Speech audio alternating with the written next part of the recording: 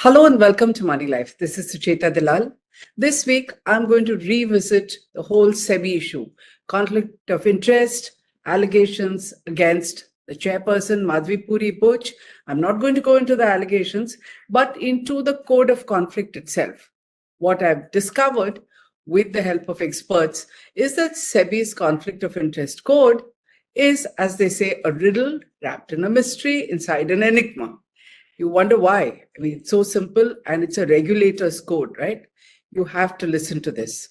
But why are we discussing it today? Because 2 days from now, on 24th October, the Public Accounts Committee of Parliament is scheduled to meet officials of the Finance Ministry, tax departments, regulators, and the most important meeting there is going to be with the Securities and Exchange Board of India. The PAC is a joint parliamentary committee and it is headed by Congress leader K.C. Venugopal. So they are expected to focus on the allegations which the Congress party and Hindenburg Research have been making about serious conflict of interest on the part of Madhvi Puri Buch. Now, you know about it if you've been a regular watcher of this video blog. If not, we have at least done 2 or 3 separate blogs on that issue. What we're talking about today is whether she adhered to a code of conduct and what code was this. So as far as this issue is concerned, the Finance Ministry as well as the SEBI board, who have a key role to play, are pretending as though there is no problem, nothing exists. They even held a board meeting without discussing this at all, which is absolutely appalling. The SEBI chairperson, Madhvi, and her husband Dhaval have issued a denial, and they deny that there's been any conflict of interest and that they have been completely compliant. The question that I have is, what code of conduct did Ms. Puri adhere to? Is it the most stringent Government of India regulations that govern her appointment, or this wishy-washy code of conduct, code to avoid conflict, which is a code that SEBI has drafted in 2008 and which they have voluntarily decided to adhere to? I'm going to keep referring to it as the conflict code. I discovered that it has doubtful legal standing and is, I said wishy-washy because it's been deliberately done in a way that it completely dilutes government rules applicable to SEBI's senior-most officials. The conflict code, like I said, was voluntarily adopted in December 2008. It has remained unchanged for 16 years, even as the regulator almost every weekend is putting out papers and tightening the rules for investors, influencers, every single market intermediary. In fact, SEBI virtually runs stock exchanges today. Everything is decided by SEBI.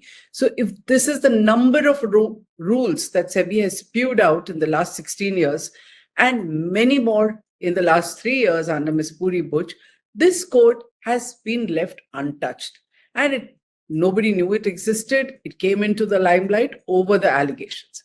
So why has SEBI not even looked at this? And why is it important that it should have looked at it and ensured that it is fully legally kosher? Now, we attempted to understand why was the code created in the first place? And why is it peculiar?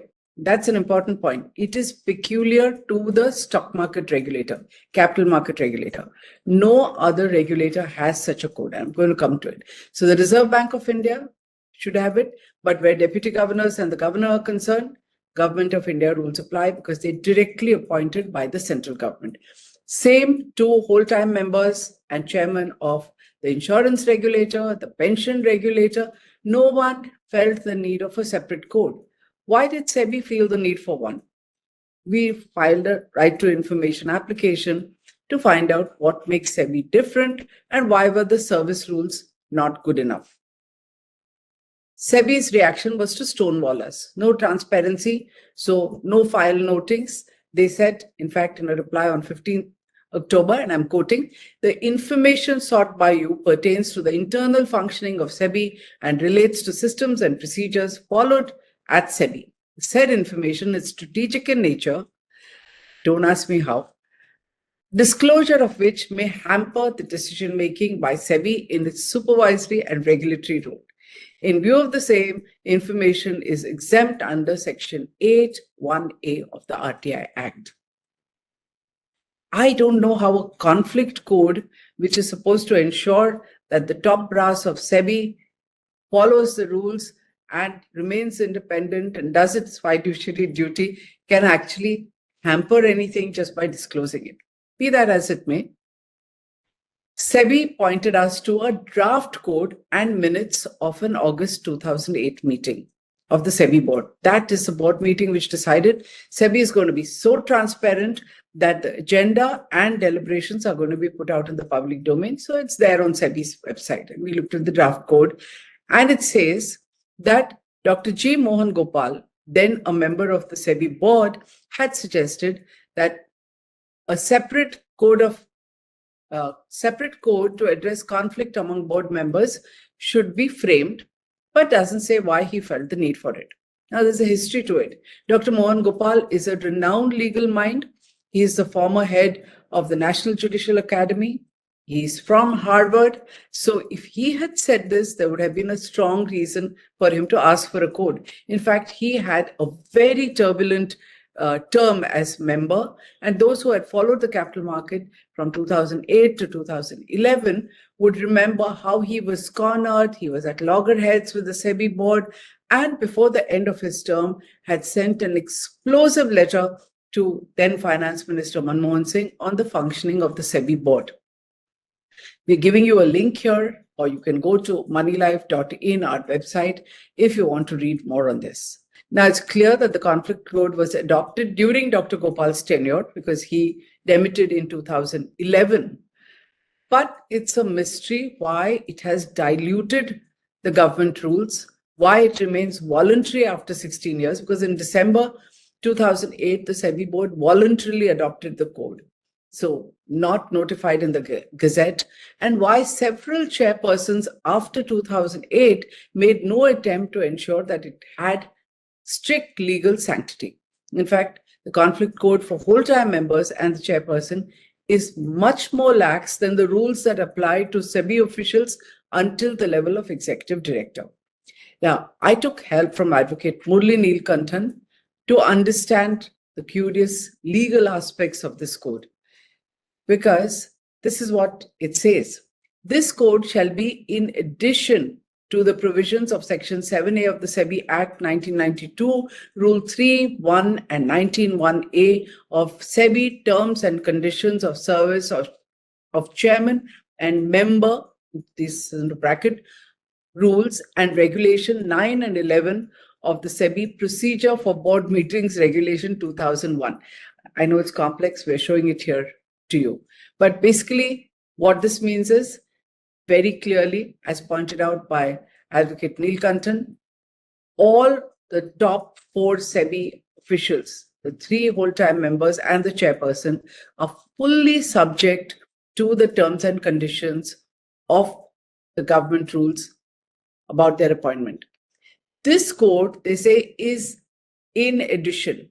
Why did they need to add something? If something is added, it has to bring more stringency, more disclosure. In fact, this code does the opposite. Mr. Neelkantan is clear that the conflict code, which is merely voluntary and an additional guideline, cannot amend the SEBI Act and condition of service rules notified by the central government. In fact, Section 19 of the SEBI Act makes it clear that only the central government has the power to make regulations for the chairperson and the WTMs, which means only the central government can amend them.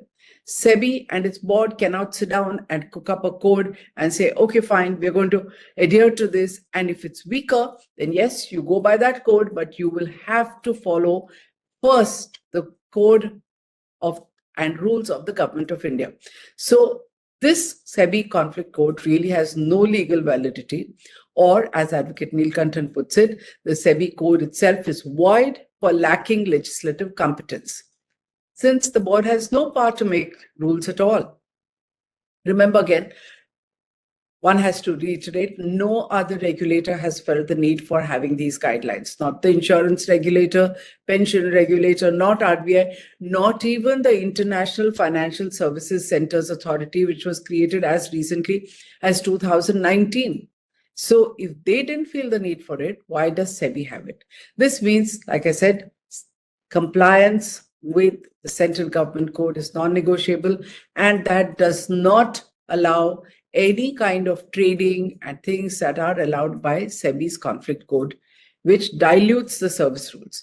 So in what manner does it do it? First, Rule 3.1 of the SEBI rules unambiguously state that we're going back to government rules, okay?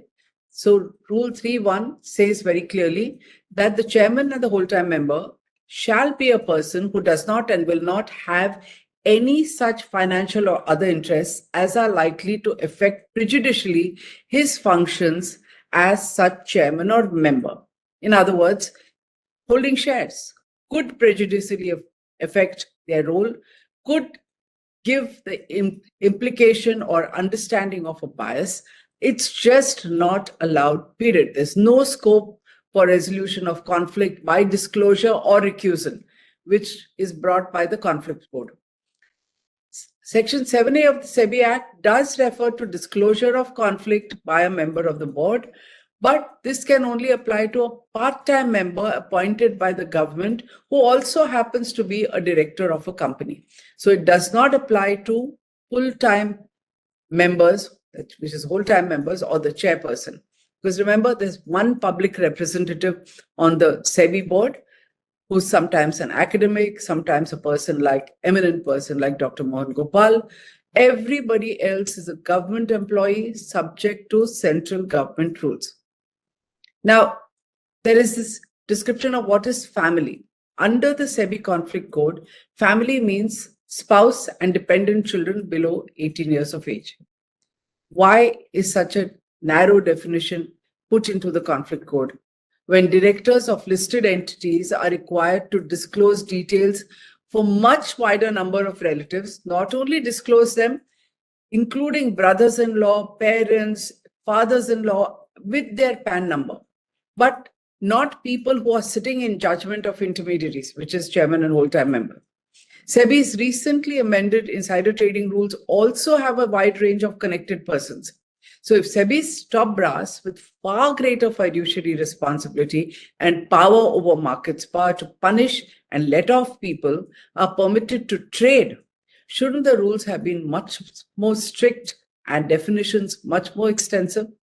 Why has it failed to include related parties and associates of regulated entities? You did all this for others. You did it for investors, you did it for other directors on boards, you did it for intermediaries, but not for yourself. How is it even possible that nobody has thought about this? Third, while government service rules do not contemplate any transaction in shares, no transactions whatsoever, this is also the norm with most credible regulators overseas. They can only invest in blind trusts and some mutual funds where they don't have a say. Why is it that SEBI's top brass is permitted to deal in shares as long as substantial transactions by them and their family, and we've already gone into the definition of family, as long as they disclose them in 15 days and that this is not based on unpublished price-sensitive information? So first of all, only them and their family.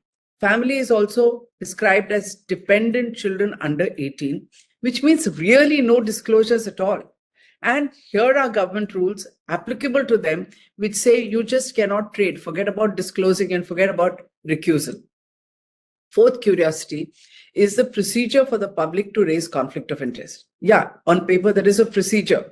And this is very interesting because point 13.1 of the code says, any person, remember, any person who has reasonable ground to believe that a member has an interest in a particular matter may bring the same with material evidence to the notice of the secretary to the board. What exactly is any person? No explanation. Now, would Hindenburg Research qualify as any person because they had evidence? If they had written to the secretary of the board instead of releasing it to the public on their website, would they have qualified as people whose allegations would be taken seriously? What about Pawan Khera of the Congress party? He had evidence. He's holding press conferences. Instead of holding those conferences, if he had written to the secretary of the board, would it have been treated differently? Or would the finance minister and the SEBI board still pretend as though nothing has happened at all, wearing blinkers and pretending that there is no issue? It would have been interesting because nobody has studied this code, so they have not written. Maybe they can still do it. Would the allegations be treated differently if they write even now to SEBI with whatever evidence they have put in the public domain and demand action? In fact, any person cannot demand action, but the SEBI board is supposed to act. Would they have done it? Now, a charitable view for why this code has not been changed would, in 16 years, mind you, 16 years is not a short time, could be that most appointees to these posts, chairman and WTM, have been from the government of India. Most of them are IAS officers or coming from income tax, coming from public sector banks. So they anyway are subject to far more stringent government rules. The last time that there were private people was when Professor Jayant Verma of IIM Ahmedabad was a member for just 1 year, and TC Nair, who had come from the federal bank, then went to government, so would have still been subject to central rules. But this was way before 2008. After 2008, Madhvi Puri Buch is the first private sector appointee, followed by Anand Narayanji, who's a whole-time member, appointed in 2022. This is the time the government, after doing something so path-breaking as to create a revolving door and bring private people in, should have examined what rules apply. Are they compliant? What on earth is this code? Does it have legal sanctity? And specify which rules will apply to them. Till today, the government is silent on the issue. They possibly know that there is no legal sanctity. So there is all this talk about recusal. Remember, the first press release put out by SEBI talked about recusal. Nobody knows what recusal, how many recusals, which code, which family members. Obviously, hardly any, because below 18 and dependent. This is how weak and ridiculous the conflict code is. And this is what has been thrown in our face all this time since the controversy erupted. Now, perhaps when Mr. Venugopal of the PAC calls SEBI for a discussion, or those parliamentarians, Joint Parliamentary Committee, finally wakes up to it, asks the Law Ministry and fixes this problem. Let's hope that this can happen. Just as a last note, I had sent a WhatsApp message to Dr. G. Mohan Gopal to see if we could find out why he felt the need for a code, but I haven't got a reply. If we do, hopefully that will be another big video blog. If you like what I say and you think it's important, do share it, because if you're watching this, you probably are an investor in the market. Thank you.